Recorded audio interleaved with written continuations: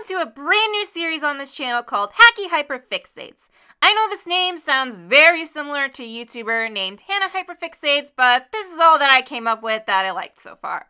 So this was not intended to be a copy of Hannah Hyperfixates at all. Just want to clarify that first. But anyway, this series has no real format, just me hyperfixating about certain shows, movies, and maybe even video games in the future, and me putting it all onto a script to make a video about it. Since the finale of Murder Drones is right around the corner, I figured this would be the best first installment choice as I rewatch all of Murder Drones to get caught back up with the lore and see if there's any details that I may have missed. So today I'll just be rambling on about Murder Drones and a lot of the aspects that stood out to me, as well as speculating on some of the lore. Obviously, massive spoiler warning for the overarching plot of Murder Drones, so if you want to get caught up or check out the show for yourself, then go ahead over to Glitch Productions and give it a watch. Link in the description. But anyway, without further ado, let's just hyperfixate and ramble about Murder Drones. So after another rewatch of Murder Drones, Doll is quickly rising to become one of my favorite characters, and she's actually a lot more complex than I originally gave her credit for. I'm actively not trying to dethrone N, but she's definitely climbing the ranks for me. She witnessed V kill her parents, and judging by the way she said, "I'm home, Mom and Dad," and the panning of this shot, it seems like something happened to her parents that was similar to what happened to Nori in the sense that they can't regenerate their original bodies anymore. One thing that I found a little confusing upon first watch of the show is how some of the worker drones are permanently dead, while others can regenerate and recover from injuries that most humans wouldn't be able to come back from so easily. But it turns out that the answer is most likely the nanite acid. Nori's original body was permanently destroyed by the nanite acid, and so she had to convert herself into a new host. It seems like Doll's quote-unquote death in episode 7 was pretty similar to what originally happened to Nori, so Doll can still possibly come back in the finale in a different body.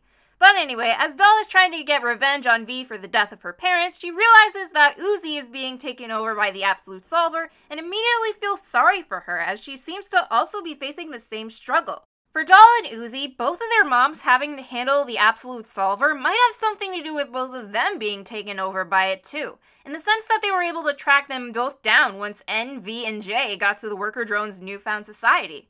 I was also wondering who Alice was, but after rewatching episode 6, it seems like she has something to do with Nori and Yeva, aka Uzi and Doll's moms.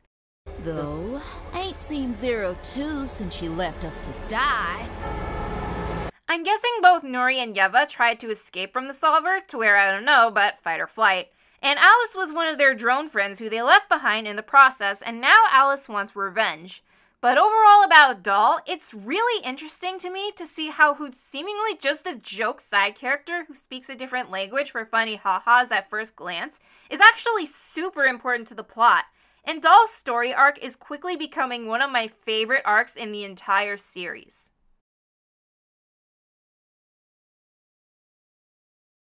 Now, probably the most important aspect of the show is something called the Absolute Solver. From what it seems, it looks like it has control of both the murder drones and zombie drones like Uzi, and as implied, Nori, Yeva, and Doll. Going back to the nanite acid, it also seems to be what causes the murder drones and zombie drones to regenerate themselves. So if the worker drones don't have this nanite acid thanks to the Absolute Solver, it makes sense why the worker drones aren't able to regenerate their bodies after being attacked. In episode 5, we're given a little insight into the zombie drones VHS tapes and what they are. It seems to be like an alternative option to disassembling runaway worker drones and more or less a failsafe on their AI. Not sure how this is a failsafe, but alright. And it seems to have the same X around the eyes indicator as the murder drones. So it's most likely something that has to do with the software, meaning that the Absolute Solver could be a type of virus of some sorts. So the Absolute Solver used Tessa's corpse to get around more easily and manipulate N, V, and especially J to get their ultimate desire of consuming the drones. And the Absolute Solver also wiped N, V, and J's old memories of them to further push their narrative. By the way, I don't really believe that this is Sin in control of all of this. I feel like it's more of the Absolute Solver using Sin as their primary host. And now it seems like it plans on making Uzi their new primary host. Or Doll, considering that both of their moms were originally involved with the Solver's shenanigans. But since Nori seemed to be more affected by the Solver, it would make sense why the Solver chose Uzi over Doll, since Uzi is directly connected to Nori.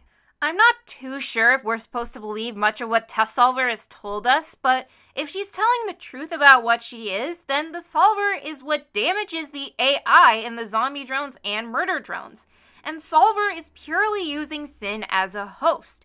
This kind of makes me wonder what Sin was like before she was discarded, although she probably couldn't have developed much of a personality since she was just thrown out and seen as defective. But if her more sloppy mannerisms are actually from Sin, then that could be why she was seen as defective and just discarded, thus becoming just another zombie drone or pawn in the Absolute Solver's master plan.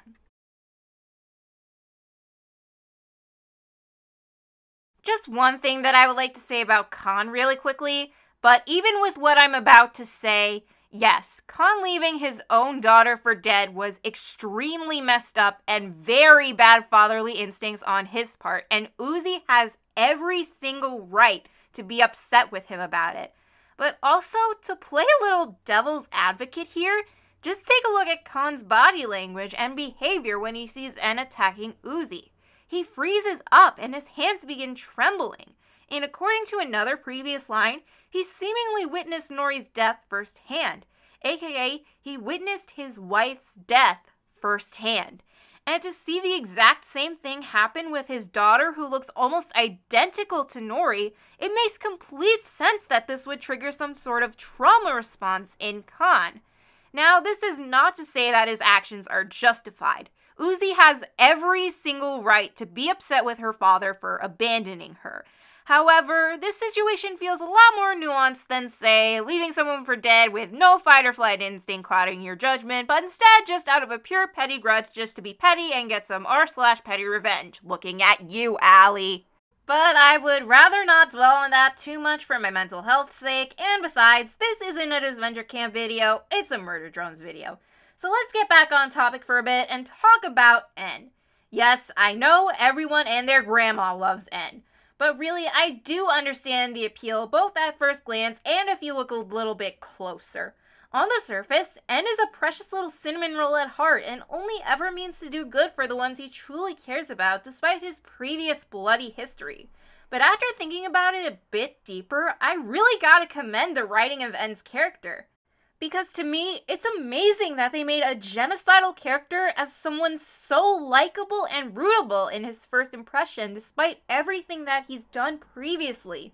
Normally a character like this would have to work to earn their redemption, and he still does, along with V, but the fact that the audience was able to fall in love with him so quickly and was able to find reasons to root for him to improve from his past mistakes, that is just amazing writing. Like, take notes, my fellow story writers. Down the list of the murder drones, next I want to talk about Jay. She seems a lot like the little golden child of JC Jensen, being so passionate about the company perks and employee benefits, refusing to question the authority, and still seemingly under the fog that the Solver has put on N, V, and J. Whereas N and V have begun to unravel the truth. I can only imagine her reaction to finding out everything that our main characters have found out. Jay is a character that has been pushed to the side a lot in the show lately, but judging from the teasers that Glitch Productions has been posting, it seems like she's finally going to get this kind of development in the finale. I was never the biggest more Jay screen time advocate, but I do hope that she's done the justice she deserves in the final episode. As for V, please tell me I'm not the only one who ships her with Lizzie. But in all seriousness, I really think her arc of being stuck in the middle is pretty interesting. At the beginning, she seemed to be a bit more loyal towards Jay and ridiculed En a lot with her. But as the series goes on, she becomes more relevant to the journey that En and Uzi have been going on and is a lot more loyal and caring towards them, even sacrificing herself for their sake and especially emphasizing her newfound trust in Uzi. Someone she previously hated at the beginning, but as she was there for her and En throughout this whole discovery, she's grown more thankful and trusting of Uzi, even willing to sacrifice herself for Uzi. Although she may be on En's side now, that doesn't mean that she still can't have that connection with Jay. V can maybe be the one that helps catch Jay up to speed, and if Jay has a bit of a breakdown at this new revelation, V could comfort her. But I think that wraps up pretty much all my major thoughts about Murder Drones. This is definitely a series that takes multiple rewatches to fully grasp and appreciate. Even then, it's still pretty fun and entertaining on surface level, but the more you rewatch and look deeper into the little details, the more the story just comes together in an amazing series that I absolutely love. I'm sad to see that this series is going to be ending soon, but it was an amazing ride and is definitely a staple in this newfound era of indie animation. Hope you guys enjoyed this video, and if you have anything you want to say about Murder Drones as a series or in general, then feel free to leave your thoughts in the comments. That's pretty much all I wanted to say for now. Thanks so much for watching, and I'll see you guys around. Bye!